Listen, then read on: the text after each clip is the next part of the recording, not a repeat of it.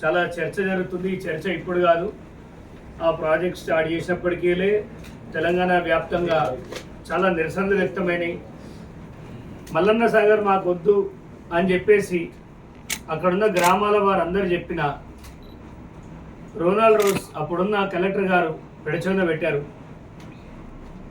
దాని పర్యవసానం వాళ్ళ అభిప్రాయాన్ని తొంగలో దొక్కడం వల్లే ఇలా కొంత వందల మంది ఆత్మహత్యలు కానీ, చనిపోవడం కానీ, భూమి కోల్పోవడం కానీ జరిగింది. అయితే ఎప్పుడైతే దీనికి ఎప్పుడైతే ఇది స్టార్ట్ చేశారో, ఈ ప్రాజెక్టును స్టార్ట్ చేశారో, దేశంలో ఎక్కడ లేని ఒక నరం ఒక మసాకరే అనాలి. మల్లన్న సాగర్ది ఒక నరమేధం. ఎట్లా చనిపోయినారంటే అప్పుడున్న పరిస్థితుల్లో పోలీసుల్ని పెట్టి, పోలీస్ పికెట్లు పెట్టి చనిపోయిన వాళ్ళని, వాళ్ళ కుటుంబాలను కూడా చూసుకోకుండా దాన సంస్కారాలు కూడా అప్పుడున్న పోలీసుల చేత చేయించిన దుర్మార్గమైన ఒక నిజాం పాలనను మనం చూస్తాం. కాసిం రిజ్వీ చనిపోయి మళ్ళీ హరీష్ రావు రూపంలోనే పుట్టిండు. ఈ కాసిం రిజ్వీ ఎంత మేనేజ్ చేశాడంటే, మన దౌర్భాగ్యం ఏంటంటే ఈ దరిద్రం అంతా ఇరిగేషన్ మినిస్టర్ ఆయన ఉండగానే జరిగింది. 2016లో మొదలైన ఈ నరమేధం మొన్న వాళ్ళ గవర్నమెంట్ దిగిపోయేదాకా కూడా జరిగింది. ఇవాళ సిటీలో హైడ్రా కూల్స్తుంది. ఒక్క ఇల్లు కూలిస్తే 1000 కుటుంబాలు బాగుపడతాయి. ఇవాళ దొంగతనంగా కట్టిన, తెలిసి తెలియక చేసినా, ఎలా చేసినా అక్రమ కట్టడాలపై గత ప్రభుత్వం కూడా చెప్పింది నిర్దాక్షిణ్యంగా కూల్చేస్తామని. అదే పని ఇవాళ ముఖ్యమంత్రి రేవంత్ రెడ్డి గారు చేస్తుంటే విచ్చలవిడి యూట్యూబ్లో విష ప్రచారం చేస్తున్నారు. దానికి చెల్లించిపోయిన ఈ హరీష్ రావు ఆయన ఏడుస్తుంటే, ఆయన బాధితుల్ని రెచ్చగొట్టే పద్ధతి చూస్తుంటే చాలా బాధ అనిపిస్తుంది. మరి గతంలో చనిపోయిన వాళ్ళు మల్లన్న సాగర్లో చనిపోయిన వాళ్ళు మనుషులు కాదా? వాళ్ళ బాధలు మీకు తెలియలేదా? దాదాపుగా 20 ఊర్లను ముంచేశారు. 14 ఊర్లు మొత్తం సర్వం కోల్పోయి R&Rలో బతుకు జీవుడా అని పరిస్థితి ఉన్నది. మల్లన్న సాగర్ నరమేధానికి ముఖ్య కారకుడు ఈ హరీష్ రావు. నీకు ఇవాళ ఎక్కడ లేని ఏడుపు వస్తుంది. తట్టుకొని కళ్ళు ఒత్తుకొని ఏడుస్తున్నావు. ఇంత గ్లిజరిన్ పూసుకొని కళ్ళన్నీ చెమరుస్తున్నాయి నీకు. మరి ఆ రోజు వేములగడ్డలో మల్లారెడ్డి, తుట్కూరి మల్లారెడ్డి అని, ఆయనకి 3 బిడ్డలు. ఒక బిడ్డ నీళ్ళరికం తెచ్చుకున్నాడు. వారి భార్య కూడా చనిపోవడం జరిగింది. ఆయన చాలా రోజులు ఈ కాంపెన్సేషన్ కోసం తిరగడం జరిగింది. ఒకరోజు అసలు నీ కాంపెన్సేషనే రాదు, నీకు ఇల్లు రాదంటే అతని ఇంట్లో ఉన్న దూలం కిటికీల నుంచి కట్టెలు తీసుకొని ఇంత పెద్ద చితి పేరుసుకొని, ఆ చితి మీద మొత్తం పెట్రోల్ పోసుకొని, తన మీద తాను పెట్రోల్ పోసుకొని, కాళ్ళు చేతులు కట్టేసుకొని తనకు తాను ఆత్మహత్య చేసుకున్నాడు. ఆ రోజు నీకు ఏడుపు రాలేదా? ఆ రోజు ఆ శవాన్ని కూడా 500 మంది పోలీసులను పెట్టి దాన సంస్కారాలు జరిగింది. అంతేందుకు ఆర్య కనకయ్య ఎర్రవెల్లిలో ఉంటాడు. ఇతను చివరిగా, సార్ నేను నా సామాను ఉన్నది ఒక ట్రాక్టర్లో పోయి తెచ్చుకుంటా అని బ్రతిమలాడంగా ఈ కనకరాజుని సరే పో అని చెప్పి ఆ ఎర్రవెల్లి లోపలికి పోయిన తర్వాత అక్కడ ఏ పోలీస్ ఆఫీసరో, సిపిఆ ఎస్పీఆ, పెద్ద ఎత్తున ఒక ఫోన్ కాల్ వస్తే జేసీబీ డ్రైవర్ ఇంకా ఖాళీ అయిందా లేదా రా అంటే, ఇంకొకడు ఉన్నాడు సార్ అంటే, ఎవడు లేడు, స్తంభాన్ని కూల్చిపారి అంటే ఆ స్తంభాన్ని జేసీబీతో కొడితే అది 4 పిల్లర్లు కూలి, స్తంభాలు కూలి, కరెంటు షాక్ తోటి అతి దారుణంగా చనిపోయింది. ఆయన బాడీ తీసుకుపోయి యశోద హాస్పిటల్లో పెట్టి ఏం నమ్మిస్తారు ఈ పోలీసులు? గత పోలీసులు ఏం చెప్తారు? DCM గుద్దడం వల్ల నీ భర్త చనిపోయిందని 4:30 దాకా, పొద్దున 4:30కి ఇన్ఫర్మేషన్ ఇచ్చి 8:30 దాకా తన భార్యను చూడనీయలేదు. పోలీసులను పెట్టి శవాన్ని చూడనీయప్పుడు దాన సంస్కారాలు చేసిన రోజు ఏమైపోయినాయి నీ కన్నీళ్ళు? గొడుగు దేవదాస్ ముదిరాజ్ 4 నలుగురు అన్నదమ్ములు 2 ఎకరాలు ఉన్నది, పంచుకుంటే అర్ధెకరం. ఆ కాంపన్సేషన్ కోసం 3 సంవత్సరాలు తిరిగాడు.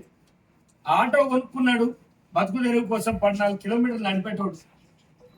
చివరికి వస్తే ఆటో అమ్ముకొని ఆర్టీఓ ఆఫీస్ చుట్టూ తిరిగితే చివరికి 3 ఏళ్ల తర్వాత ఆర్టీఓ ఏమన్నాడు, నువ్వు లోకలే కాదు, నీకు సంబంధం వెళ్ళే, నీకు కాంపన్సేషన్ రాదు అంటే, అరే ఏం చేయాలో తెలియక ఊళ్ళో పోయి ఉరేసుకొని చచ్చిపోయింది. ఉరేసుకొని చనిపోయిన తర్వాత 12 రోజులకి కర్మ చేసే రోజుకి గుట్టు చప్పుడు కాకుండా డబుల్ బెడ్రూమ్ ఇల్లు ఇచ్చారు. అంటే చనిపోతే తప్ప గుర్తించని నీ ప్రభుత్వం, నీ నీచ ప్రభుత్వం హరీష్ రావు, నీకు ఇవాళ ఏడుపు వస్తుంది. రంగనాయక సాగర్ల పరశురాం గౌడ్ని ఇంట్లో పెట్టి ఆయన పొలం దున్ని నీళ్ళు వదలలేదా? హుస్సేన్ సావుకి నువ్వు కారణం కాదా? దెబ్బలు తట్టుకోలేక హుస్సేన్ సావుకి నువ్వు కారణం కాదా? నర్సయ్య సావుకి నువ్వు కారణం కాదా? ఇలా చెప్పుకుంటూ పోతే ఎంత మంది ఉసురు పోసుకున్నావు హరీష్ రావు. అప్పుడు రాని ఏడుపు ఇప్పుడు ఎందుకు వస్తుంది అంటే, అప్పుడు రాయిగా ఉన్న నేను ప్రభుత్వం దిగిపోయిన తర్వాత అహల్యగా మారిన, నేను మనిషిగా మారిన, నాకు కన్నీరు ఆగుతలేదని చెప్తున్నావా? కొంచెమైనా సిగ్గుండాలి. నువ్వు చేసిన పాపం అంతా ఇంత కాదు. అప్పుడున్న వెంకటరామరెడ్డి రాత్రులు ఇల్లు ఖాళీ చేయించింది. పిల్లల ముందే తల్లిదండ్రుల్ని వ్యాన్లో ఎక్కించుకొని పోతుంటే అప్పుడున్న చీఫ్ జస్టిస్ ఏమన్నాడు? ఆ వ్యాఖ్యలు నీకు తెలియవా? వేముల ఘాట్ నుంచి వస్తున్న రైతుల్ని దాదాపుగా 500 మంది రైతులు మూకుమ్మడిగా వస్తుంటే వాళ్ళని చెదరగొట్టి చావు దెబ్బలు కొట్టినావు. రైతుల పైన 307 కేసు పెట్టినావు. మల్లన్న సాగర్ ఎవరు చేసిన పాపం? నువ్వు చేసిన తప్పు కదా హరీష్ రావు. ఇప్పటి 2017లో వేములఘాట్లో 1000 రోజులు నిరసన కార్యక్రమాలు వ్యక్తం చేశారు, దీక్షలు చేశారు. వాళ్ళని అతి దారుణంగా కొట్టింది నువ్వు కాదా? మల్లన్న సాగర్ లో ఉన్న వాళ్ళు వెళ్ళడానికి నిరాకరిస్తే పవర్ కట్ చేసిన, వాటర్ కట్ చేసిన, చివరికి రోడ్డుల్ని ధ్వంసం చేసి ఆ 14 ఊర్లని ఒక నరమేధం సృష్టించింది నువ్వు కాదా?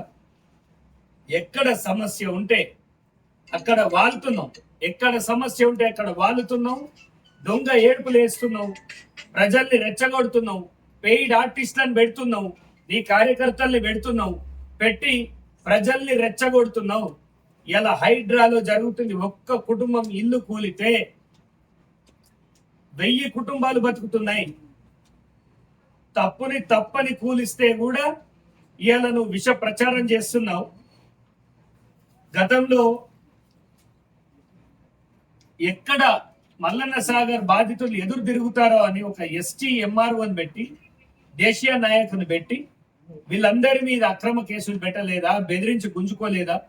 మల్లన్న సాగర్ బాధితులు నీకు రిజిస్ట్రేషన్ చేయకపోతే ఊరి సెంటర్లో వాళ్ళతోటి రిజిస్ట్రేషన్ చేయించినావు. కొండపోచమ్మ బాధితుల సంగతి ఏంటి? ఇలా ఇంత జరుగుతుంటే నీ ఇలాకాల, నీ మామ ఇలాకాల మీరు బయటికి రాకుండా పోలీసులతోటి చిత్రవాద పెట్టి మీడియాలో రాకుండా చేసి ఇన్ని 100 మంది సావుకి కారణమైన నీకు అప్పుడు రాని ఏడుపు, ఎవరో నలుగురు అక్రమంగా కట్టుకున్న వాళ్ళ ఇల్లులు కూలుస్తుంటే ఎక్కడ లేని ఏడుపు వస్తుంది.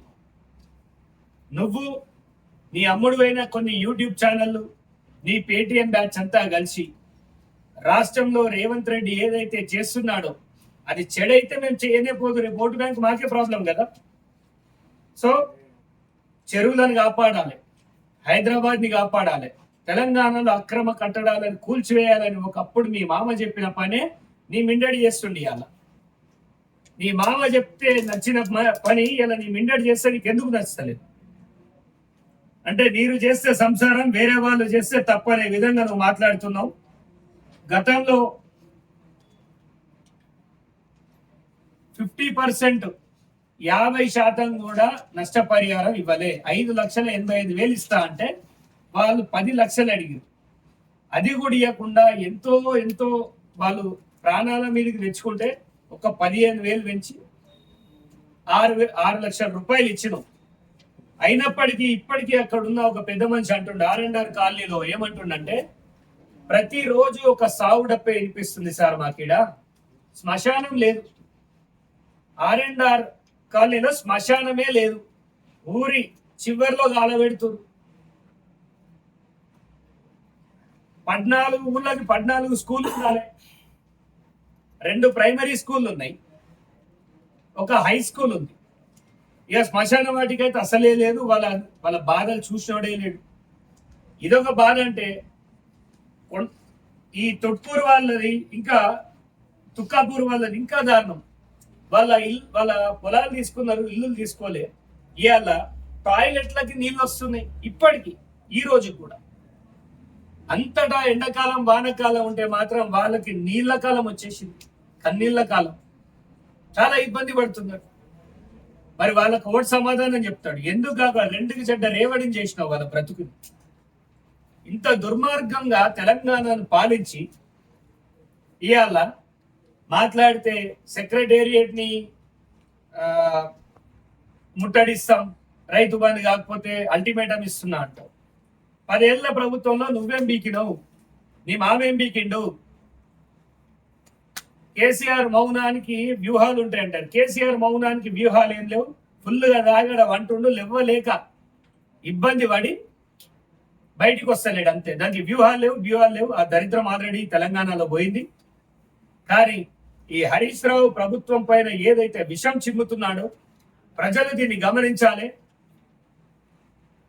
ట్రైన్ యాక్సిడెంట్ లో పిల్లలు చచ్చిపోతే కన్నీళ్లు రాలే. కొండగట్టులో 60-70 మంది చచ్చిపోతే కన్నీళ్లు రాలే. ఉద్యమకారులు 1200 మంది చచ్చిపోతే కన్నీళ్లు రాలే. మల్లన్న సాగర్ లో చచ్చిపోతే నీకు కన్నీళ్లు రాలే. కానీ హైడ్రాలో మాత్రం ఎక్కడ లేని కన్నీళ్లు వస్తున్నాయి. ఈ కన్నీళ్లు మళ్ళీ తెలంగాణలో రెచ్చగొట్టి ప్రజల్ని ఇబ్బంది పెట్టడానికే.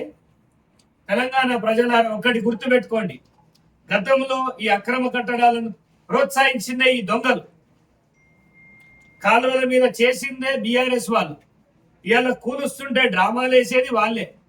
ఎక్కడెక్కడో జరుగుతున్న చావులన్నిటినీ హైడ్రాకి ఆపాదించి హైడ్రాని ఒక బూచిగా చూపిస్తున్నారు. హైడ్రా నిజంగా అంత ప్రమాదమే అయితే రేవంత్ రెడ్డి గారు ఆ స్టెప్ ఎందుకు తీసుకుంటారు? దయచేసి ప్రజలు గమనించాలి. ఏ పని చేసినా దాన్ని వక్రీకరించడం వీళ్ళకి బాగా అలవాటు అయిపోయింది. ఇంకొకటి, మా మినిస్టర్ల గారిని కూడా మా ఎమ్మెల్యేలను కూడా నేను ఒకటే అప్పీల్ చేస్తున్నా. హరీష్ రావు గారు అనడం బ్యాన్ చేయాలి. ఆయనే ఆ గారుకి సరిపోవట్లేదు.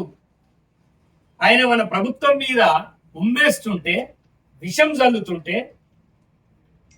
కొన్ని పెంపుడు కుక్కల్ని ఎగేస్తుంటే మనం ఆయనని హరీష్ రావు గారు అని సంభావించాల్సిన అవసరం లేదు. నేనే కనుక మల్లన్న సాగర్ లో జాగ పొడగొట్టుకొని ఉంటే నాకు చితి పెట్టుకోకపోదు. చితి పెట్టుకునేటప్పుడు హరీష్ రావుని కూడా నాతో లాక్కెళ్ళిపోయేవాడిని. నిజంగా నాకు గనక చితి పెట్టుకునే పరిస్థితి వస్తే ఇంతమందికి సాగు కారణమైన హరీష్ రావు కూడా నా పక్కకు గుంజి 4 కట్టెలు ఎక్కువ పెట్టి ఆ సమస్య పరిష్కరించేవాడు. అంత దౌర్భాగ్యుడి హరీష్ రావు. ఒక్కొక్క రైతుని 307 పెట్టి 2 కేసులు పెట్టి లోపల వేయించాడు. అప్పుడు దామోదర్ రాజ్ నరసింహ గారు ఆ ఊర్లకి వేములగట్ల పోనీయకపోతే ఒకే ఒక్క నాయకుడు ధైర్యం పెట్టుకొని హైకోర్టుకి వెళ్ళి తన సొంత డబ్బులు ఖర్చు పెట్టి దామోదర్ రాజ్ నరసింహ గారు ఆ రోజు చూపించిన తెగువ ఈ రోజు ఈ మాత్రం భూ నిర్వాసితులకు కొంత లాభం జరిగింది. ఒకవేళ దామోదర్ రాజ్ నరసింహ గారు పట్టించుకోకపోయి ఉంటే ప్రస్తుత ముఖ్యమంత్రి గారు రేవంత్ రెడ్డి గారు ఆ రోజు కిష్టాపూర్కి వచ్చి ధర్నా చేయకుంటే వీళ్ళు సర్వం రైతుల్ని మూసేసేవాళ్ళు. కొలుగూరులో ఇల్లులు ఊలగొట్టిండు, 100 ఇల్లులు ఊలగొట్టిండు. ఈసారి ప్రభుత్వం వచ్చుంటే కొలుగూరుని కూడా ఖతం చేసేటోడు. ఫార్మాసిటీ పేరుతోటి నీకున్న భూములకు హరీష్ రావు ఎకరాకి ఎంత తీసుకున్నావు? ప్రజలు అనుకుంటున్నారు, నేను కాదు, 12.5 లక్షలు per ఎకరా తీసుకున్నావు అంటున్నారు. ఇప్పటికీ అక్కడ ఉన్న రైతులకు ఎంఈ చేసేయలేదు అంటున్నారు. నీ మీద ఉన్న ఆరోపణలకు నువ్వేం చెప్తావు? రంగనాయక సాగర్ లో జరిగిన దానికి నువ్వేం చెప్తావు? కొండపోచమ్మకి ఏం చెప్తావు? నువ్వు చేసిన పాపాల చిట్ట చెప్పుకుంటూ పోతే ఒక మనిషి జీవితంలో ఎన్ని పాపాలు చేయొద్దు అన్ని పాపాలు నువ్వు చేసినావు. ఇప్పటికీ సిద్దిపేటలో నీ అరాచకాలు కొనసాగుతున్నాయి. కానీ తస్మాత్ జాగ్రత్త హరీష్ రావు, నీకు ఇవాళ ఒక విషయం చెప్పాలనుకుంటున్నా. నువ్వు దొంగే ఈ గ్లిజరీ నువ్వు చేతిలో కూసుకొని ఏడవలసిన అవసరం ఇక లేదు. ఇక మీదట ప్రతిరోజు నేను ఏడిపిస్తా. ఈ 4 ఏళ్ళు నువ్వు ఏడుస్తూనే ఉంటావు. నీ ఏడుపుకి కారణం ఏదో కాదు, చక్రధర్ గౌడ అవుతాడు, కాంగ్రెస్ పార్టీ అవుతుంది, రేవంత్ రెడ్డి గారే అవుతారు. నువ్వు చేసిన పాపాలు శాపాలు అన్నీ మా రూపంలో వచ్చినాయి. ఈ 4 సంవత్సరాలు నువ్వు చేసిన దౌర్భాగ్యాలు, నీ బినామీలు, ఇన్ని వేల కోట్ల ఆస్తులు నీకు నీ మామకు బ్యూటీ పార్లర్ నడిపించుకుంటున్న కవితకి ఎక్కడికి వచ్చినాయి? ఇంటికి టికానా లేదు కదా మీ దొరలకి. గతి అతి లేకుండా వచ్చిన నీకు ప్రాజెక్టుల పేరు చెప్పుకొని అంత వైఎస్ రాజశేఖర రెడ్డి కూడా కేవలం 1 టీఎంసీ తడకపల్లి తీసుకొని చెరువులు లేకులు చేసి ఆయన చేసిన పద్ధతి ఏంది? నువ్వు చేస్తున్న రిజర్వాయర్లు ఏంది? అసలు ఎవరి కోసం ఇది? మల్లన్న సాగర్ లో బాగుపడ్డది కూడా నేను అడుగుతున్నా. మల్లన్న సాగర్ నీళ్ళు ఎక్కడికి పోతున్నాయి? కొడవెల్లి వాక్పోతాయి, కొండపోచమ్మై మాసాయిపేట వాగు నుంచి పోతాయి. ఇవి ఎలాగూ వర్షం పడితే కూడా నిండేటియే కదా. ఇప్పటి వరకు నువ్వు కావాలి ఏడదవినావు, మొన్న కండువాలు వేసుకొని పోయినావు, చెప్పుతో కొట్టినట్టు నువ్వు మొహం మీద ఉమ్మితే తుడుచుకొని జల్ది జంప్ అయిన వాడికెళ్ళి ఏ ముఖం పెట్టుకొని ఆ దొంగ కలెక్టర్ని పట్టుకొని మాజీ కలెక్టర్ని పట్టుకొని ఆ వెంకటరామరెడ్డికి లేదా సిగ్గు, నీకు లేదా సిగ్గు అని నేను అడుగుతున్నా. నువ్వు ఇట్లే ప్రజల్ని రెచ్చగొడితే మంచి మంచి గడాఫీ లాంటి వాళ్ళు, సద్దాం హుస్సేన్ లాంటి వాళ్ళనే ఈ సమాజం తొక్కి పారేసింది. నువ్వు ఆఫ్టర్ ఆల్ హరీష్ రావు అంతే. జాగ్రత్త, ఎవరు లేడు అనుకోకు. నీ డబ్బు బలంతో కొంతమంది దొంగల్ని కొని నా మీదకి ఎగేస్తావు కావచ్చు. నువ్వు అక్కడే ఇక అంతే నీ లైన్. మల్లన్న సాగర్ భూ నిర్వాసితుల యొక్క గోసదలికి నువ్వు కుక్క చావు చేస్తావని చెప్తున్నా. నువ్వు ఎన్ని కేసులు పెడతావు పెట్టుకో, నిన్ను అసలు వదిలేదే లేదు. ఈ రోజు మల్లన్న సాగర్ బాధితుల ఏడుపు నిజంగా ఆ రోజు మీడియా కవర్ చేసి ఉంటే, ఆ రోజు నీ చేతుల్లో ఉన్న మీడియా కనుక నిజంగా రాసి ఉంటే రోడ్డు మీదకి తీసుకొచ్చి నిన్ను నీ మామని చెప్పులతో కొట్టేవాళ్ళు ఆ రోజు. మల్లన్న సాగర్ కన్నీళ్లు అంతా ఇంత కావు. ఇవాళ కేవలం సిద్దిపేట చక్రధర్, సిద్దిపేటలో పుట్టిన, హైదరాబాద్ లో ఉంటాడు ఆయన, సిద్దిపేట వాడు కాదు అంటేనే నా మనసు ఇరిగిపోయింది. ఎంతో బాధపడ్డా. కానీ వాళ్ళ తండ్రులు తాతల నుంచి ఉన్న భూమి అది. ఆ భూమిని వాళ్ళకి కాకుండా చేసి వాళ్ళ గుండెల్లో నీళ్లు సుడిగుండాలు నింపినాం. ఇలాంటి దుర్మార్గ పొలిటీషియన్ని నేను నా జీవితంలో చూడలేదు. నీలాంటి పొలిటీషియన్ని చూడాల్సి వస్తే కళ్ళు ఒడుచుకొని చచ్చింది నేను. కాంగ్రెస్ పార్టీ కార్యకర్తగా నేను ఒకటే, కాంగ్రెస్ కార్యకర్తలందరికీ అండ్ నాయకులకి ఒకటే విన్నపం చేసుకుంటున్నా. మనం సైలెంట్ గా ఉండడం వల్ల ఈ దౌర్భాగ్యుడు ప్రజల మనసుల్లో విషం నింపుతున్నాడు, విషం నాటుతున్నాడు. ప్రజలు వాళ్ళలాంటి మనసు, వాళ్ళకేం తెలియదు, వాళ్ళని ఇబ్బంది పెడుతున్న ఈ దుర్మార్గుని నిజస్వరూప అతి తొందరలో బయటికి తీస్తాం. కొంతమంది పెంపుడు కుక్కల్ని పెట్టుకొని నిన్నగాక మొన్న వచ్చేయండి కాంగ్రెస్ పార్టీలకి. కొత్త పాత ఏం లేదు, ఏ పార్టీలో ఉన్నా నేను నిన్నే ఉతుకుతున్నా హరీష్ రావు. నీకు బహిరంగ సవాల్ ఇసురుతున్నా. నీ రంగనాయక సాగర్లో నువ్వు ముంచిందెంత, మల్లన్న సాగర్లో ముంచిందెంత, కాళేశ్వరంలో నీ కథలేంది అతి త్వరలో బయట పెడతా. దీనివల్ల నా ప్రాణానికి అపాయం అంటే నా ప్రాణం నీ మీద నిలబడ్డ రోజే వదిలిపెట్టిన. ఇంకెంతకైనా పోరాడతాం ప్రజల కోసం. ఇప్పటికీ మల్లన్న సాగర్ బాధితులకు న్యాయం జరగలేదు. వాళ్ళకి అన్యాయం చేసింది ఒకే ఒక్కడు హరీష్ రావు తప్ప ఇంకెవరూ లేరు. వాళ్ళ మామ కళ్ళు కప్పి కూడా కమిషన్లు కొట్టేసిన కమిషనర్ కన్నింగ్ దొంగ ఆయన. ఇక మీదట నీ ఆటలు సాగవు. నేను జైల్లో పెట్టడం ఖాయం. ఇంకా కూడా ఈ దొంగేడుపులు ఏడుస్తూ ఛాతి నొస్తుంది కాలు నొస్తుంది అని సంటిపోరని లెక్క కథలు చెప్పుడు మానేసి ఒక సీనియర్ నాయకుడిగా ఇప్పటికైనా మారు, బుద్ధి తెచ్చుకో.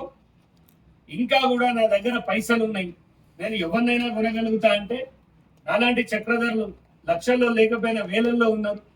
మేమున్నాం, నీ అంతు చూస్తాం, నువ్వు చేసిన దుర్మార్గాలు తీస్తాం, సిద్దిపేట చుట్టుపక్కల నువ్వు దోచుకున్న దోపిడీ తీస్తాం. మల్లన్న సాగర్ వాళ్ళకి మాత్రం న్యాయం జరగాలి.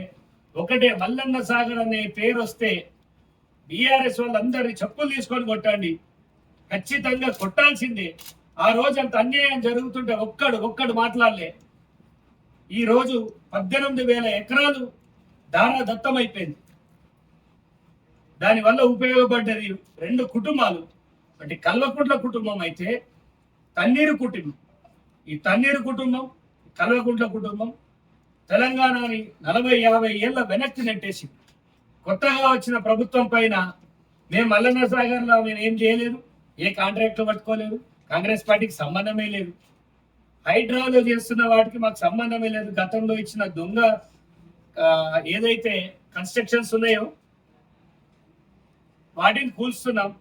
ప్రజలారా, హైడ్రాలో మీకు అన్యాయం జరిగిందంటే ఎవడైతే బిల్డర్ మీకు అమ్మిండో వాని ఇంట్లో పోయి కూర్చోండి, వాని ఇంట్లోనే ఉండండి, వాని బెడ్రూమే వాడుకోండి, వాని బాత్రూమే వాడుకోండి. మీకు న్యాయం జరిగేదాకా అప్పుడు ఇచ్చిన పర్మిషన్ ఇచ్చిన ఆర్డీఓ గారి ఇంట్లో కూర్చోండి, ఎంఆర్ఓ గారి ఇంట్లో కూర్చోండి. అప్పుడు పర్మిషన్ ఇచ్చిన ప్రతి నాయకుడి ఇంట్లో పోయి కూర్చోండి. అంతేగాని అన్యాయంగా రేవంత్ రెడ్డి గారి పైన నిందలు వేయద్దు. ఆయన ఒక సాహసోపేతమైన నిర్ణయం తీసుకున్నాడు. రైతు రుణమాఫీ యొక్క సాహసం 10 ఏళ్లలో చాతగాన్ని మొన్న చేసిండే. హైడ్రా అనేది చేతిలో నిప్పు పెట్టుకున్నట్టే. అయినప్పటికీ హైదరాబాద్ నాశనం కావద్దని చెప్పేసి ఒక యజ్ఞం చేస్తుండు మన రేవంత్ రెడ్డి గారు. వారికి మనం అందరం సపోర్టెడ్గా ఉందాం. దయచేసి మీడియాలో కూడా ఆ ఏడ్చుడు తూడ్చుడు మనం చూపించడం తక్కువ చేయాలి, అవసరం లేదు. ఒక్కడు బాధితుడైతే వాని ఒక్కరిని ఎన్నికేసుకొస్తే 1000 కుటుంబాలు నాశనం అవుతుంది. దయచేసి ఈ దొంగ హరీష్ రావు కన్నీళ్ళని దయచేసి నమ్మొద్దు. ఆయన ఏ రోజు ఏడ్చినోడు కాదు, ఆయన ఏ రోజు ఏడ్చిన ముఖం కాదు, అదంతా యాక్టింగ్ ఉంటుంది. అతి తొందరలో ఆయన ముసుగు తొలగిస్తాం. దయచేసి ప్రజలు ఇది గుర్తుపెట్టుకోవాలి. మల్లన్న సాగర్ పాపం హరీష్ రావు కుటుంబానికి కొడుతుంది, కేసీఆర్ కుటుంబాన్ని కొడుతుంది, కేటీఆర్ కుటుంబాన్ని కొడుతుంది. వీళ్ళు ఎంత దుర్మార్గులు అంటే అన్నా చెల్లెకి అక్రమ సంబంధాలు పెట్టే దౌర్భాగ్యులు. ఈ బీఆర్ఎస్ నాయకులు అంటేనే అన్నా చెల్లె బండి మీద పోతుంటే కూడా అక్రమ సంబంధం పెట్టే దౌర్భాగ్యులు. ఆడకి మగకి ఒక అన్నా చెల్లెలి అనుబంధం ఉన్నా దాన్ని వక్రీకరించే దుర్మార్గులు ఈ బీఆర్ఎస్ నాయకులు. వీళ్ళని త్వరలో రోడ్డుకి ఈడుస్తాం, వీళ్ళ జాతకాలన్నీ బయట పెడతాం. ఇంటికి టికానా లేని గోడు కూడా బీఆర్ఎస్ లో జాయిన్ అయిన తర్వాత కోట్ల రూపాయలు సంపాదించిండు. వాళ్ళ కథ ముగిస్తాం. ఏడాది మాస్కం మీకు పెడతాం. ప్రభుత్వం వచ్చి ఇంకా ఏడాది కాలే, ఏడాది మాస్కం మీకు పెడతాం. నెల ఫస్ట్ హరీష్ రావుకి ఉంటుంది. తస్మాత్ జాగ్రత్త అని తెలియజేస్తున్నాం. ధన్యవాదాలు.